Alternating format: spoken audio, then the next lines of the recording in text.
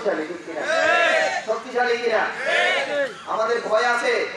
যেখানে রয়েছে অকুতুবই নেতা, যেখানে রয়েছে আমাদেরকে রক্ষা করার জন্য সরাসরি আল্লাহর তরফ থেকে যিনি জমিনে এসেছেন হক প্রতিষ্ঠার জন্য, আমাদের আকা ও মাওলা, আমাদের মুর্শিদ, সেখানে আমাদের কোনো ভয় নাই। আপনারা কি ভয় করেন? 20 অক্টোবর আর বলতে হবে আপনাদেরকে, 20 অক্টোবর বাড়ি থেকে বিদায় নিয়ে আসবেন, স্ত্রীকে বলবেন আমি শহীদ হওয়ার জন্য যাচ্ছি, আমি শহীদ হওয়ার জন্য যাচ্ছি। যদি ফিরে আসি আমি হব গাজী, যদি ফিরে আসি আমি হব গাজী, আর যদি মারা যায় তাহলে আমি হব শহীদ। বাবার আমার, ভাইয়ের আমার, আরেকটা প্রসঙ্গ আমি আপনাদের সম্মুখে আমি শেয়ার করতে চাই।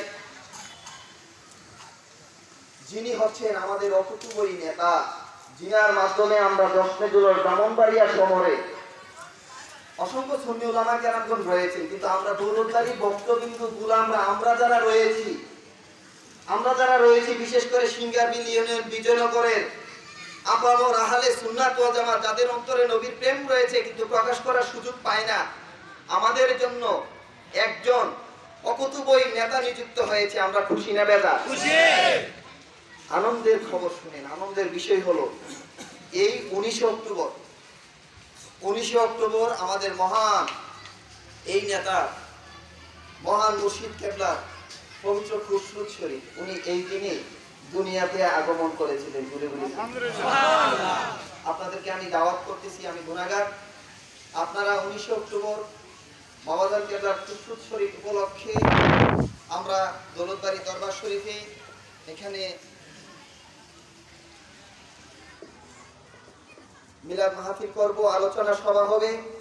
আপনারা যারা এখানে উপস্থিত হয়েছেন আপনারা নিজেরা আসবেন এবং প্রত্যেকে যার যার দায়িত্বে, যে ভাইয়েরা আজকে আসতে পারে নাই, যে ভাইয়েরা বিভিন্ন সমস্যার কারণে আজকে আসতে পারে নাই, ওনাদেরকে আপনারা দাওয়াত করে দেবেন, ওনারা যেন 19 অক্টোবর এখানে উপস্থিত থাকেন, এই কথাটা সকলের মাথায় রাখবেন।